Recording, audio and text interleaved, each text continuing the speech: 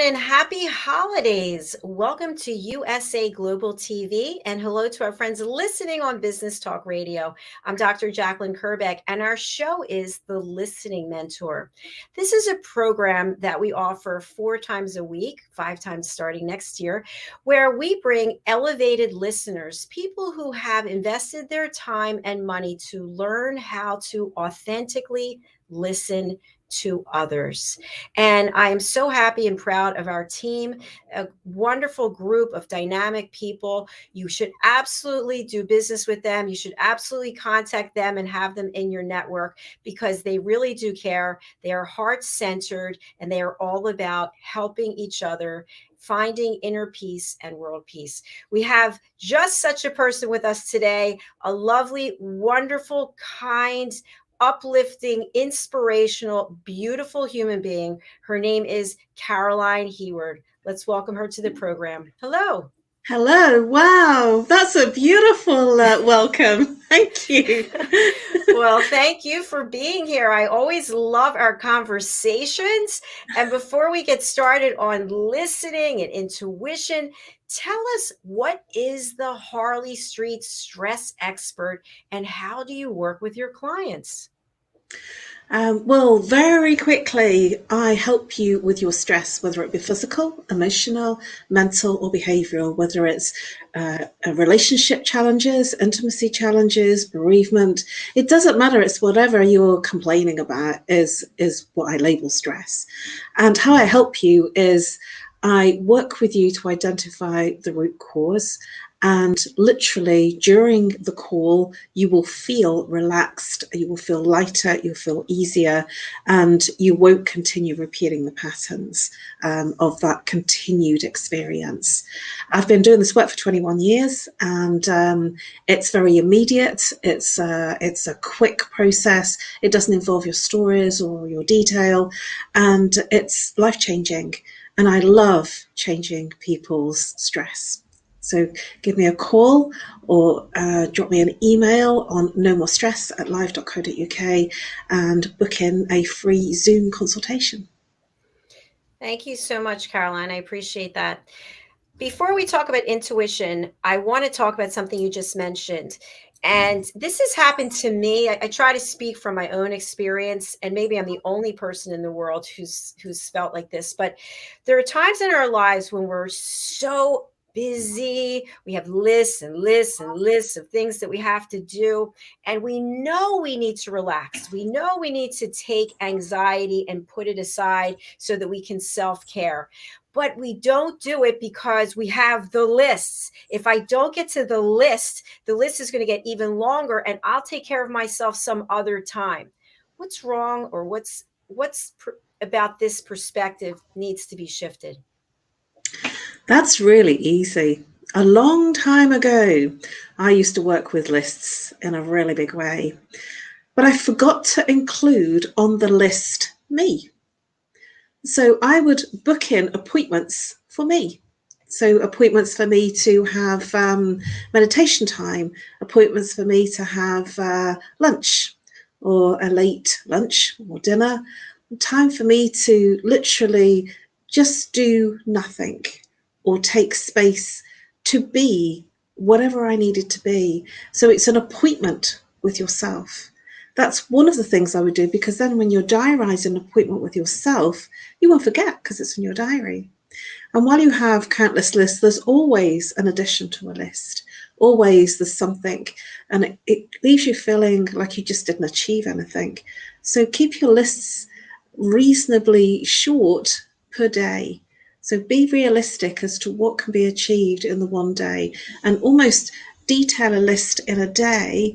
And if you don't finish that list, take some of the activities onto the next day. That is truly brilliant. I really appreciate that. And I want to share with people that on my list every day is when I'm going to work out. When I'm going to exercise is on there every single day, because that's really a priority to me. Yeah. We will always prioritize things to the value of our hierarchy of values. So if keep fit, fitness is your high value, you will always find the time for that activity. My value, one of my highest values, is meditation. So there's always time. I don't know how I do it, but I always manage to find time. It's kind of weird. I can't fit in a boyfriend, but I can find time to do meditation. Well, It's really maybe quite because you need hilarious. that more than a boyfriend, maybe. Well, meditation is, for me, it's a lifestyle, it's a way of being. And it's not that I sit cross-legged on a mountaintop or anything like that. But, sort of going to different types of meditations is also my social. So when I go to dance meditations, I connect in the way that I want to connect with people. So the ideal for me is to find somebody that likes doing the kind of things that I like doing too. So then we can do our meditations, our gongs, our chanting, our dancing together, and then I don't have to carve out separate time to be with him in a separate Right. way. That's brilliant. I just want to confirm your email address, no more stress at live.co.uk. Yeah. All right, fantastic. So let's talk a little bit now about listening to your intuition. If you can share with our audience, what is intuition and how do we go about listening to it? When we were born goo goo and gaga with no mind. I absolutely promise you that all of us were born with no mind. What happens is life happens, things happen, and things get in the way, and we shut down the feelings and emotions, and then the escape route is the mind. So then we think, talk, and analyze through everything. But that isn't where the intuition is. The intuition is in the gut, the feeling, and the heart. And so when you're not in the mind, you're actually dropping into the intuition. So when somebody says something like, that feels like it's a great idea, or that feels good to me, or I really feel good about doing this activity, or they're saying, I know that would be good for me to do. So they're either I knowing it or feeling. And when you're in that space, you're not thinking. And it's easy to know when you're not in your intuition, because you'll be saying, I think that sounds like a good idea. I think I will do this. I have to think about that and come back to you. So the ones that are thinking and thinking and thinking and thinking are not actually experiencing their intuition. And the kindest and the quickest way to go into the intuition is to literally become present. Rather than thinking in your mind, become totally present with where you are and what you're doing. And that's another really easy thing, to drop into the sensory experiences. What do you see? What do you hear? What do you smell? What do you taste? And what do you feel? And the feel is not sadness, loneliness, heartache, because those are mind feels. It's, how does the sun feel on my face? How does the wind feel in my hair? And when you're in the five sensories, there's no room for the mind. And so all there is intuition and feeling and experience and love. Really well said, Caroline. What about when we're going to make a decision? It's an important decision, and we almost hear like this little voice inside that says, don't do it, or you should be doing it.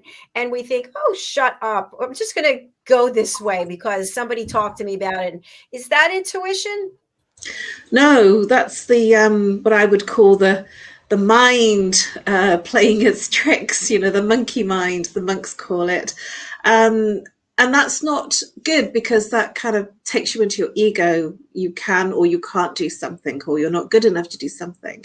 But when you drop out of that thinking, and if you dance or sang or did something that took you into your senses, even watched a good comedy, when you laugh, you won't be in the mind, and you won't be thinking and analyzing.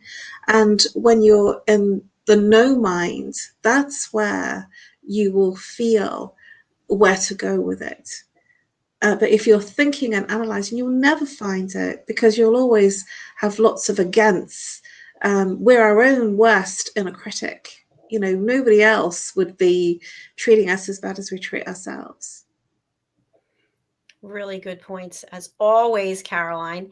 And when we move from intuition, there's obviously ego and there's heart.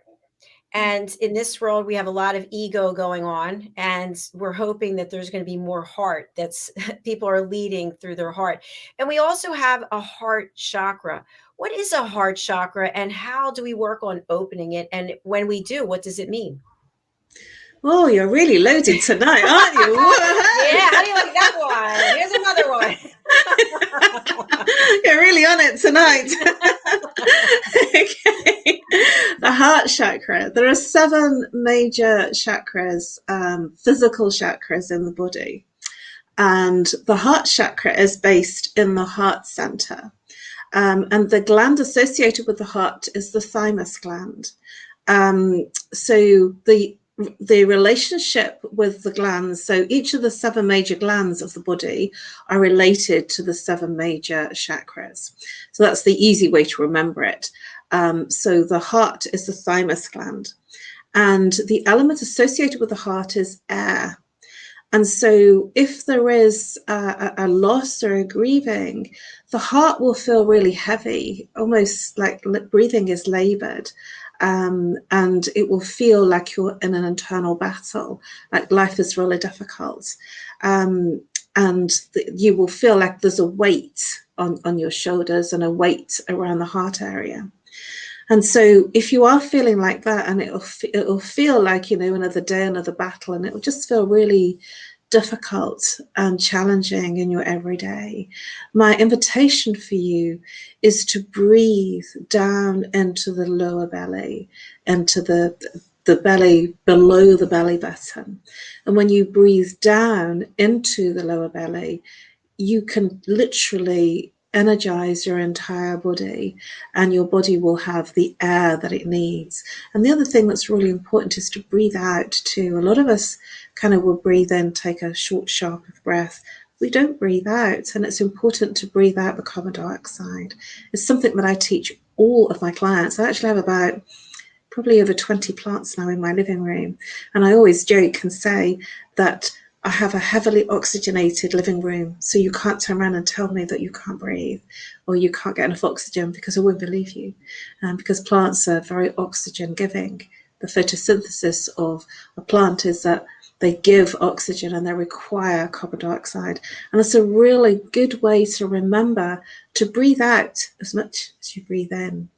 And when you connect to your heart, you will feel differently. You'll feel lighter, easier.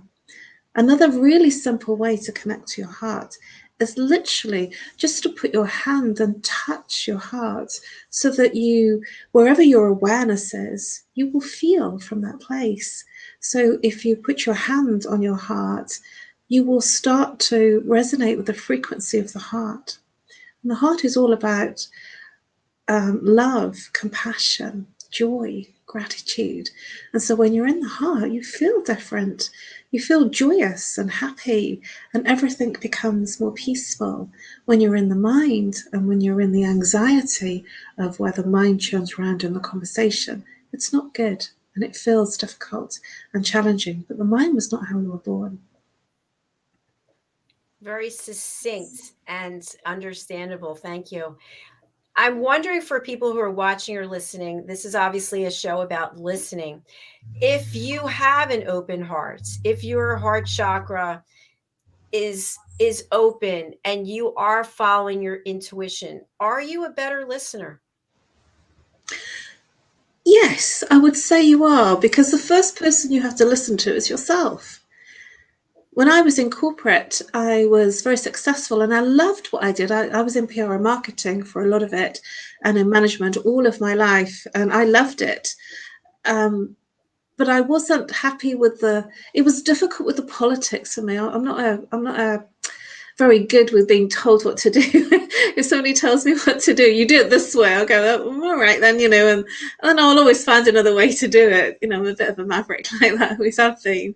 But then that opens me up to see different solutions and live in a different way. That's has given me awards throughout my lifetime. I've been an award winner all the way through, and so I don't follow always what people tell me, because I go inwards and do what feels right. But many people do follow what they're told, then that's sometimes a disconnect, because it might be that you're doing something that doesn't really connect with your values.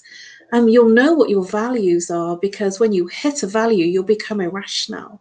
One of my values when I was in corporate is that I had a real disdain for unprofessional people. And if they didn't, if they said they were going to do something and they didn't do it, I would get very irritated by it. Or if they weren't delivering, on target, I would just get frustrated. Or if they didn't talk professionally, and I would just have an irrational view, that person's so unprofessional. But it was because that was a value to me. But it's not a value to some people. They just kind of get the job done, or it's, flying by the seat of their pants, and they're not actually succeeding by that strategy. And so that causes challenges for me in a professional relationship. And I used to get very annoyed. So you'll know when you hit any of your values, because you'll be completely irrational and it won't make sense to the other person because it's your value, not theirs. And Caroline, thank you for your transparency. If you can take yourself back to when you were in corporate, and because I'm going there as well, even though we're different careers, but and you would actually be following your intuition and doing what it is you think is the right thing, and someone is there to put a hand up, a stop sign, throw a rock, and say, nope, that's not the way it's done. How do you still stay true to yourself and not escalate something to an argument, an altercation, bad feelings between you and the other person, and yet still respect what they have to say? That's challenging. Where do I come up with these? I don't know. Because I did come across that a lot in my time, both in my voluntary capacity of doing chairmanship, director type roles, and within my corporate paid work. And one of my things was I'd just show them. I would say, well, if you don't think this can work, then I will show you. And I would, essentially rub a lot of people up the wrong way, because I would show them and then it would demonstrate, the success. So I did used to wind a lot of people up. But then, in corporate, it is a game, and I wasn't very good at it. I wasn't good at playing the politician. I didn't play the politician. So that it was a very challenging time for me. But I did well. I excelled. I was good at what I was good at, and I did well. And because I was very much a connection person, I connected with people, and I always have done. Relationships are really important to me. I won the hearts and minds of the people that weren't trying to play the politician's game. And so I had very wonderful champions. And I'd always find those champions, and then there'd be somebody that would just want to make you wrong or make you look stupid and like sort of tread on your shoulders to push you down. That's kind of the corporate way. And I never liked it. I tried to change it, but it was just the way it was. So I had a very, very close friend at the time, and she would say, Caroline, when you get out, you hate it. And I said, well, I love the work and I love some of the people, but the politics is just, it's just too hard. And she would say, but that's the whole point. That is corporate. It's not about being really good and being really creative. It is about playing the politics game. And I never did. And I did seriously gain a lot of enemies. But then I had a lot of champions and a lot of supporters. And I was very loved by the people that loved me, and hated by the people that I tended to show up.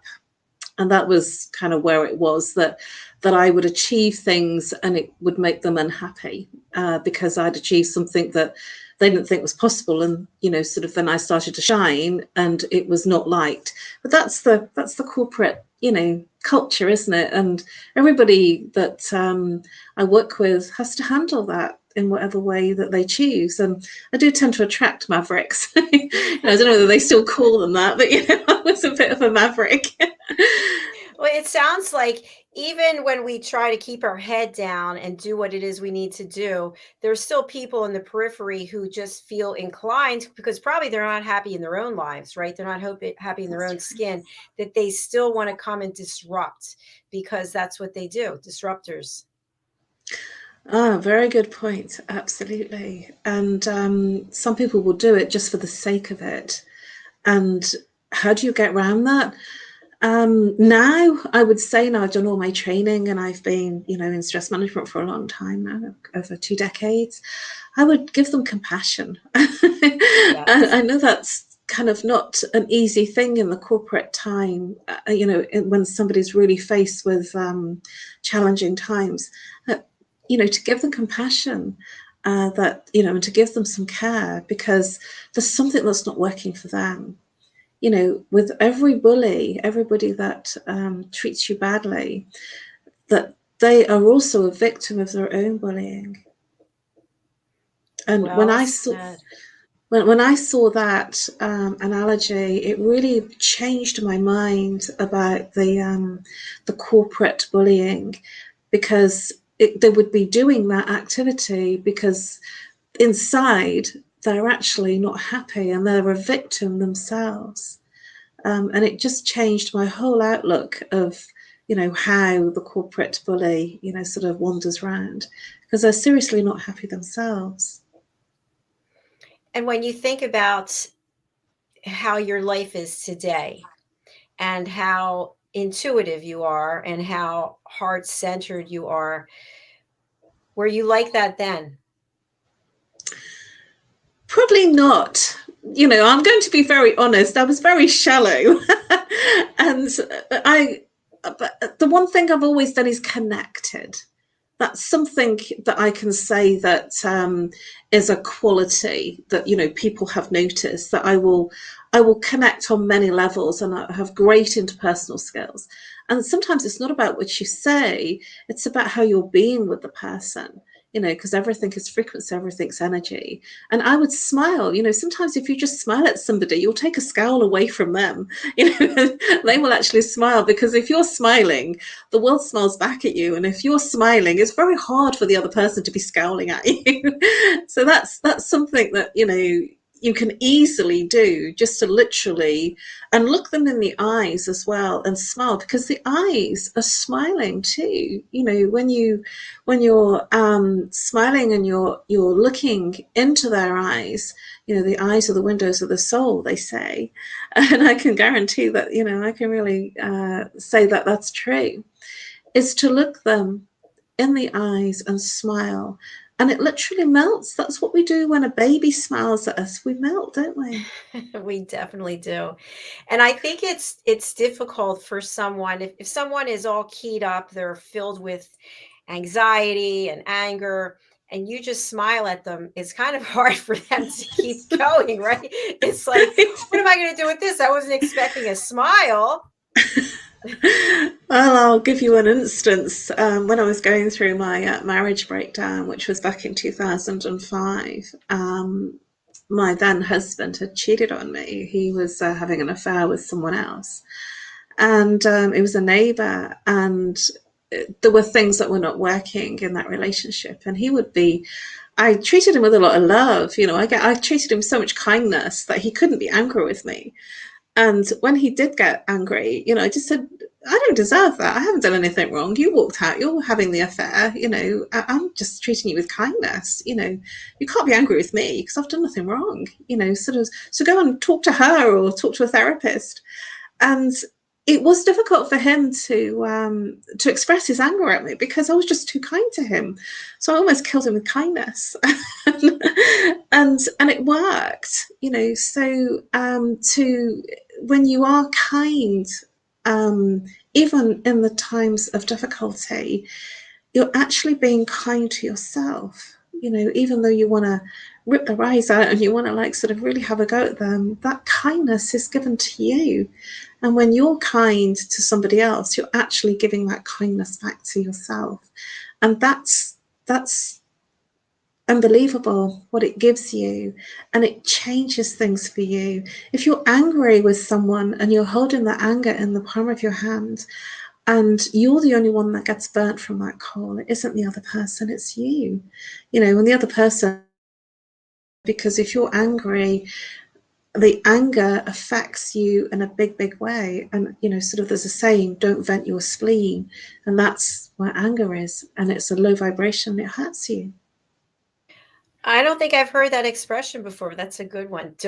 What is it? Don't vent your spleen. Vent your spleen. Well, us British, we have them all, don't we? I know. I love that. I love all the analogies.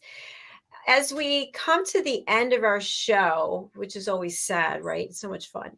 As we come to the end of our show, what advice, direction, based on your experience as an expert, can you give to people right now during the holiday season? There's a lot to celebrate during the holidays, but there are a lot of people who are sad. There are a lot of people who are alone. There are people who are in a hospital right now. What advice, direction can you give them to help minimize the stress, regardless of what they're going through? There's a couple of things I'd like to share, and that is a gratitude practice, because there are things in your life that you will be grateful for. So what is it that you're grateful for? And focus on those things. And it can be something really simple, like that you have your home, that you have food in the cupboards, because there are many people that don't have those luxuries. You could be grateful for the fact that you do have family, that you are loved, that the sun is shining, that you have wonderful friendships. So in a journal, start writing in the morning all the things that you're grateful for.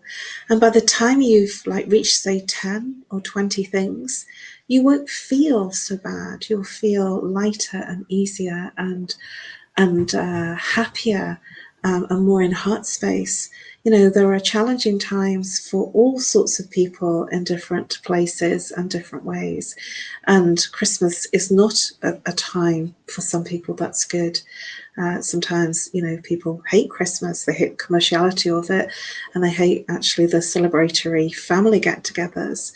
And my insight for that is, it's always about your reaction.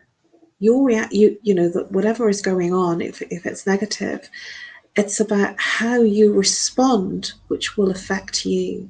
So if you respond in a more positive way, that's kind to yourself, then you will feel better.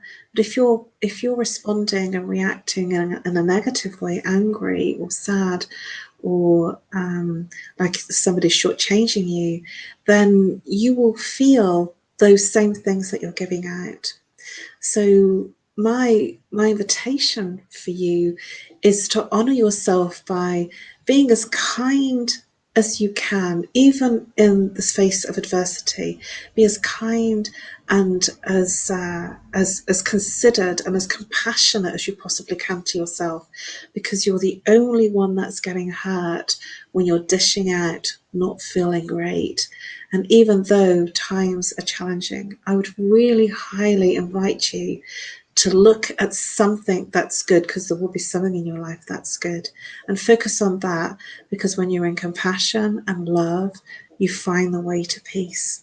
When you're not in the mind and in the anger and in the anxiety and the stress, you move into the heart, and all there is then is inner peace. And that transcends into your family, the community, your friendships, and the world. I just love that. That was beautiful. It's not rehearsed. No, it's very authentic. It just, I don't even know how long and what I say, it just comes out because that's how I live. There's no script here. It's really how I enact in life. And when I do feel angry, I work through whatever it is, that's coming up for me, because that's mine and I own it. Yes, definitely. Caroline, we've been showing your information during the show, but what's the best way for people to reach out to you? You talked about offering a free Zoom session. So if you would share that once again, I'd appreciate it. Cool. So you can reach me on email, which is no more stress. That's the 3 words, no more stress, at live.co.uk. Or you can call me on +44 7523 120189. If you don't get me, voicemail is not very good. It doesn't work on my phone for whatever reason. So do leave me a text message so that I can come back to you. But it's much better and easier for me because I'm not always available on the phone to drop me an email, and we can book in a free 20-minute Zoom stress management consultation where you're going to feel incredibly relaxed. And that's a guarantee.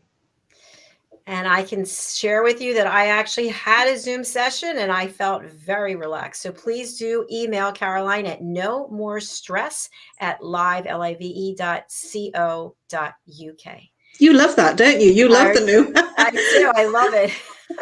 So many people love my email address. It was a makeshift one. It wasn't supposed to. I lost my business email when I changed hosting companies many years ago, and I just got a quick Hotmail account, just so I could get my administration emails through. And I had so many laughs about it. So many people loved it that I just kept it. It's great. It's basically exactly what you do. You help people get no more stress. So And how to deal with their stress. Beautiful. All right. Thank you so much for being here. I hope you have a lovely evening, and I look forward to seeing you again soon. Wonderful. I look forward to seeing you next week, actually. Yay! The 23rd, I'll be celebrating Christmas with you before I go off for my holidays. Take care. Thank you so much. Thank you. Bye. She's so delightful. Please do reach out to her. Again, so easy. No more stress. No more stress. No more stress at live.co.uk. Okay, folks, 2 things I want to share with you. In case you missed it, Diane Floyd-Bain interviewed me about my book, my first interview ever, Behind the Green Screen, How to Succeed in the Live Broadcasting Business, which is actually about my life. It is not really focused on broadcasting. I do tell you how to set up this platform, how I did it, exactly all of the steps, how to start your own business. So if you go over to Amazon, I would love that. There's an ebook available as well. And finally, I want to leave you with this. We are offering the power of listening. Caroline is a graduate. It is 2 courses, parts 1 and 2. We're offering them on the same day, which is January the 5th. All you have to do is go over to eventbrite.com and put in the power of listening. And your key takeaways will be confidence, deeper relationships, better connections, and authentic conversations. Our courses include role plays with professional actors, and also Caroline was one of our role play participants. And then there is a 7-question quiz that you can take, and once you pass it, you too, my friends, will be an elevated listener, and you can appear on this show with us, and you can let the world know that you have earned the right to do business because you are authentically listening, you care, you come from the heart. Thank you again for being here. I look forward to seeing everyone tomorrow when we come back with our first shows starting at 10 o'clock, The Power of Etiquette and Manners. Until then, take care. God bless you. Give yourself some grace and find some space to breathe, meditate, and relax. Remember, no more stress at live.co.uk. Bye, everyone. Bye, Caroline.